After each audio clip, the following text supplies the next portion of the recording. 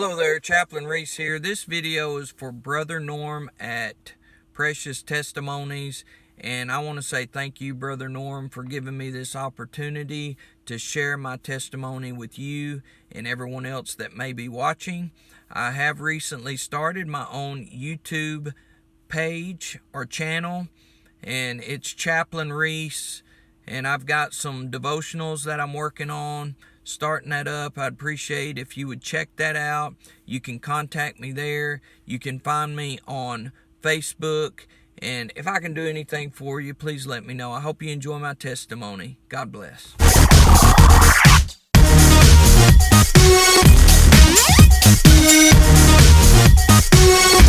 Joining me with this testimony. When I was 15 years old, I was saved. I gave my heart and life to Jesus Christ at a Baptist youth camp in Lone Star, Texas. And I really felt like I was saved. I felt good about the commitment that I had made, but I just didn't stick with it. There was lots of events that took place in my life from the time I was 15 till the time that I was 18. My parents, they got a divorce when I was 16, 17 in that area. And I got to hanging around, spending lots of time with bad people and introduced to drugs, alcohol, parties, and just an awful life of sin. Now, with me saying that, I'm not blaming me not living for God on anybody. The Bible says to work out your own salvation with fear and trembling. I didn't continue living for God, and it's nobody's fault but my own. But I went down that road, and then when I was 17, I joined the National Guard. I went into the National Guard and went basic training, finished my last year of high school, and then I went to advanced individual training, Fort Jackson, South Carolina. After I got out, I went to work at International Paper Lumber Mill, New Boston, and I was just working there and starting my life. I would work all week. I worked nights from 6 in the evening to 6 in the morning. Then over the weekends, I would go get beer and party. And again, I was introduced into using marijuana, smoking marijuana with my friends, and also methamphetamines. And I could tell that my life was going down the wrong path. I wasn't getting anywhere. So that's why I said, well, maybe if I joined the Army and got away from all this and got a new start and tried to do something different with my life, maybe that would help me. So that's what I done. Was I went to the people at my National Guard unit, and I said, I want to do regular Army. I want to be full-time. So they said okay, and they signed my papers to release me to regular Army.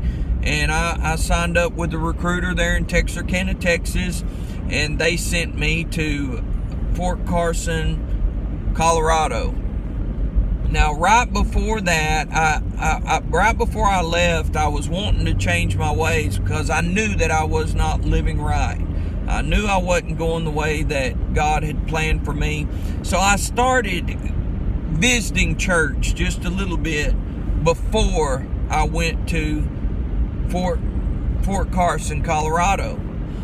And after I left, I said, well, I'm going to go to church. So I was there in the reception before I went to my actual unit there at Fort Carson as a 63 Bravo light wheel vehicle mechanic. And there was some guys that were coming around and introducing themselves and inviting people to church. So I said, well, I'm going to go to church because this is turning over my new leaf. I'm going to change things now.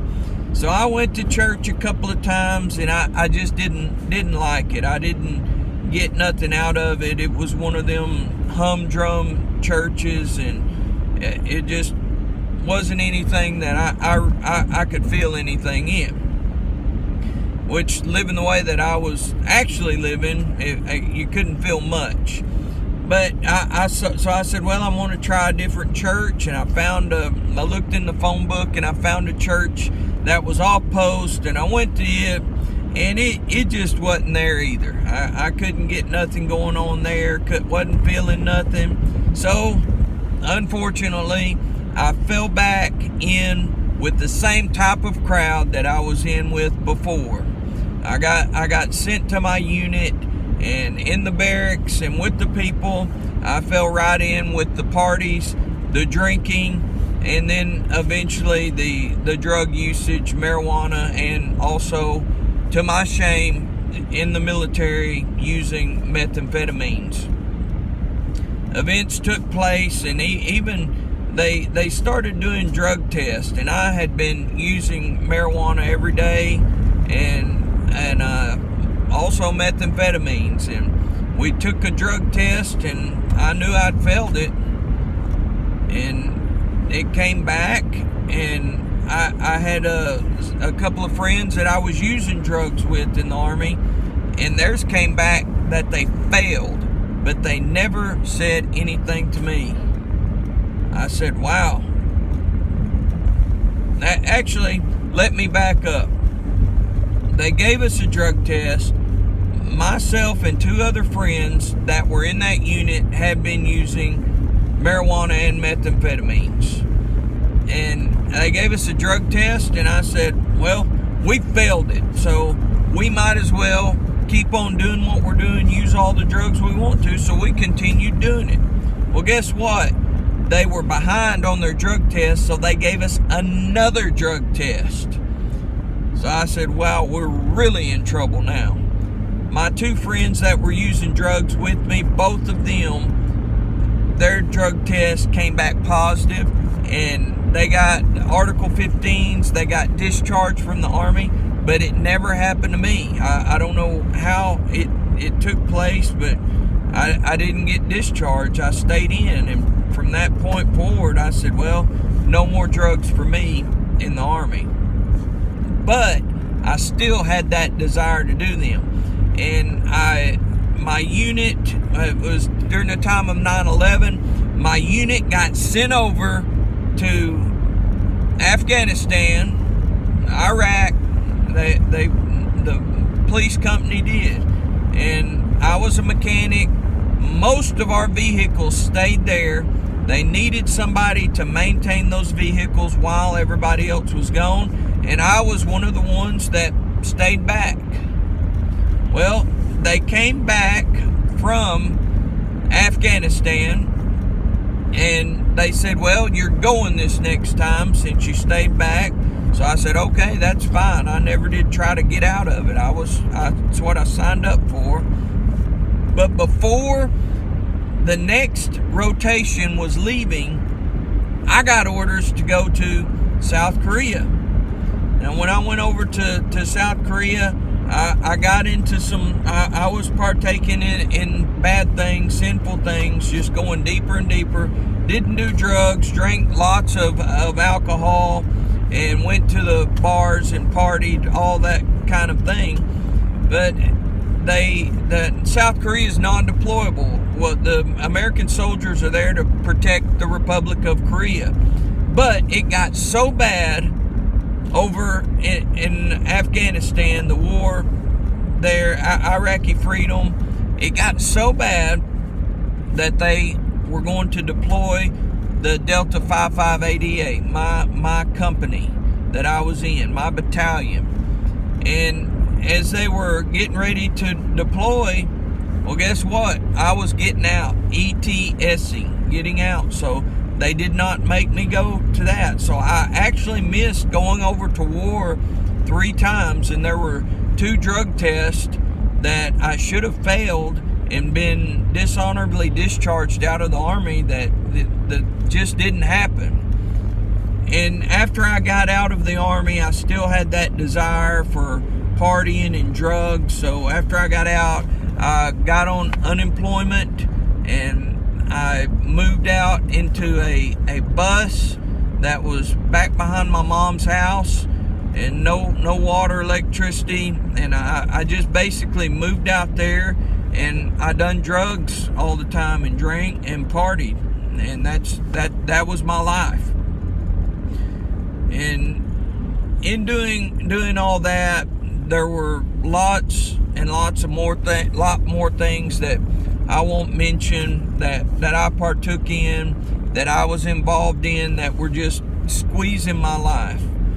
But after almost a year of drugs and alcohol and lying, stealing, fighting, all kinds of things that were just sinful, after almost a whole year, every day from the time I got up, from the time I went to sleep, just on some type of mind-altering drugs, whether it was methamphetamines, cocaine, marijuana, or alcohol. After a whole year of that, one night I was at a party, and I'd been doing drugs all day and drinking all day. I think I was taking pills, some type of pills that I had that day. And I was at that party, and some things happened, and I was asked to leave because I almost got in a fight with somebody who was putting the party on, and they asked me to leave, so I said fine. And something happened. I was driving an 87 Camaro, white Camaro, and I got in that car, and I was going down that old dirt road on a summer night in Texas. And as I was leaving, something happened to me. I'd been searching for something to fill that hole in my heart all these years, and I never could find it. And that night, as I was going over my life and thinking about the things that I'd done and what I was involved in at that time, I realized who I really was. I realized that I was the worst person that I knew. I was the most wicked person that I knew, because I knew what my heart looked like, and God knew what my heart looked like.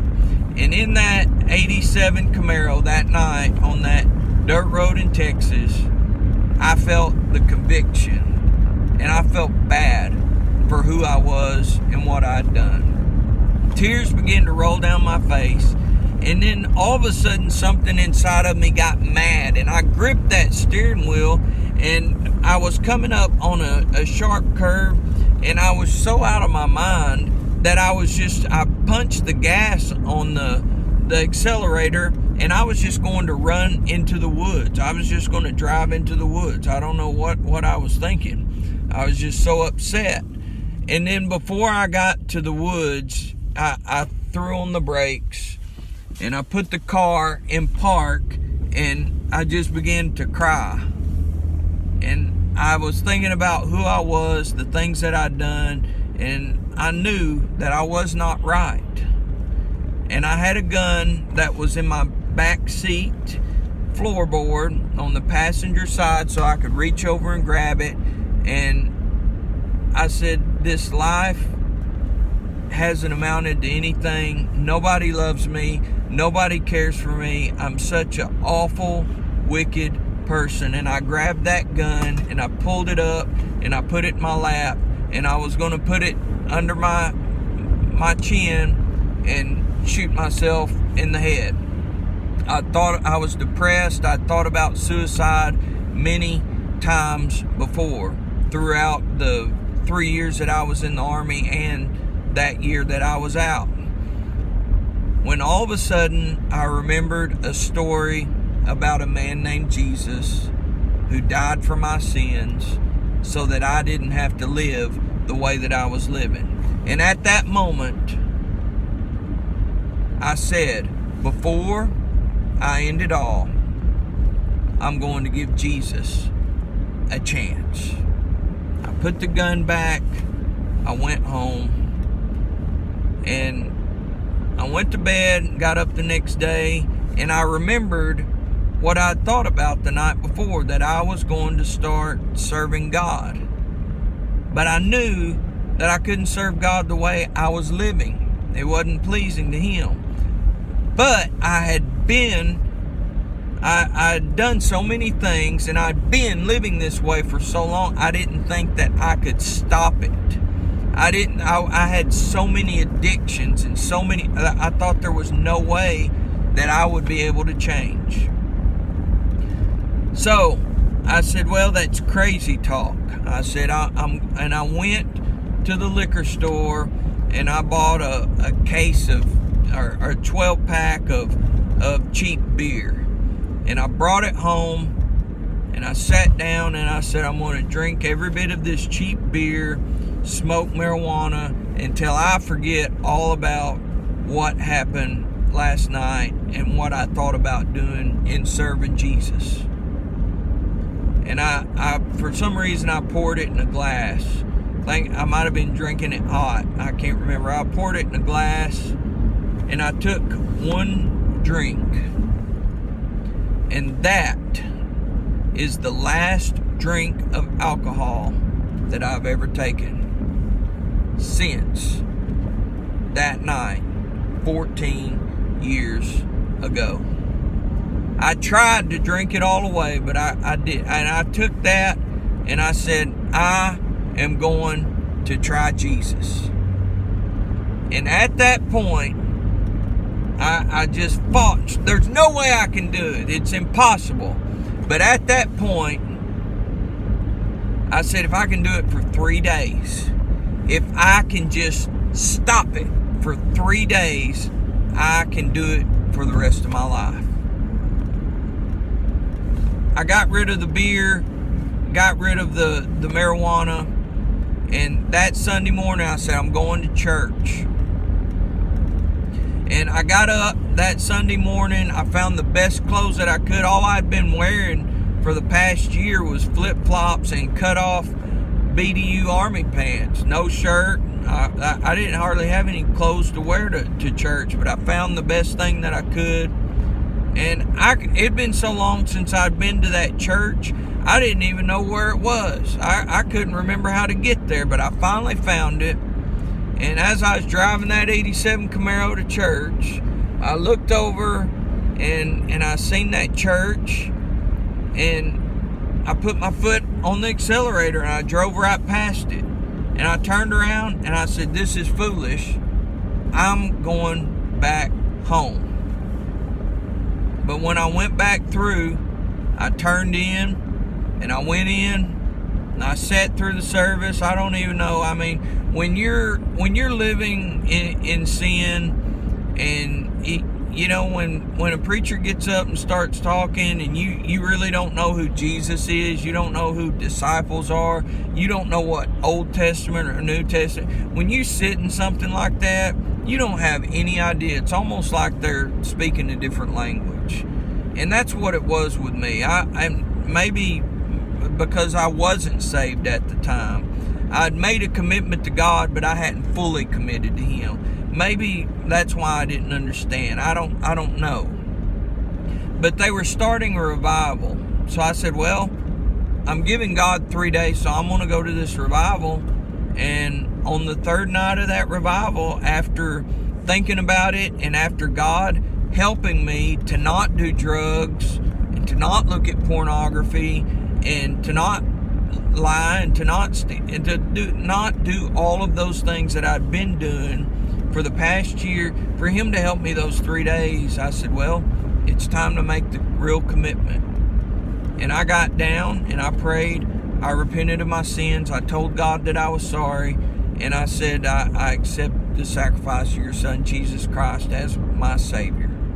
And it's not about the prayer that I prayed. It's about the commitment that I made, that I repented and I committed myself to God. And God saved me. God filled me with the Holy Ghost about a month after that.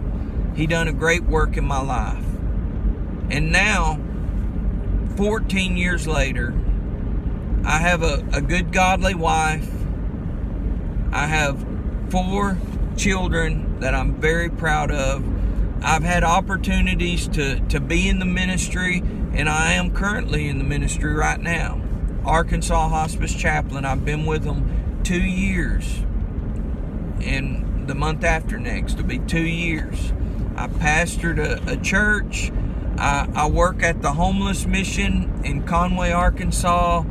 I've preached at the nursing homes and rehab centers, and it's just I'm a member of a group of guys that goes to the Verizon Arena when they have great big concerts, and pass out gospel tracts, and just so many other things that God has allowed me to do by His grace.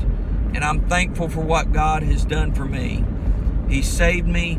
He worked a miracle in my life when right now, if I would have kept going the way I was going, I was getting ready to buy a large amount of marijuana and begin selling it in smaller amounts to make money. Right before I got saved, I was getting ready to do that. So I, right now, would probably be either in jail, prison, or dead and in hell. But God's grace, His amazing grace, reached down and touched me, and He delivered me, and that's my testimony. Has it been easy since then? No, I have had many difficult times since then. I've had many obstacles and disappointments, and things happen, and people have done things to me, and I've done things to people that I'm not proud of since then. It hasn't been perfect. I've messed up, but God has always been there for me. And I want to tell you that He is there for you too. God done it for me, and God can do it for you. Thank you for listening to my testimony.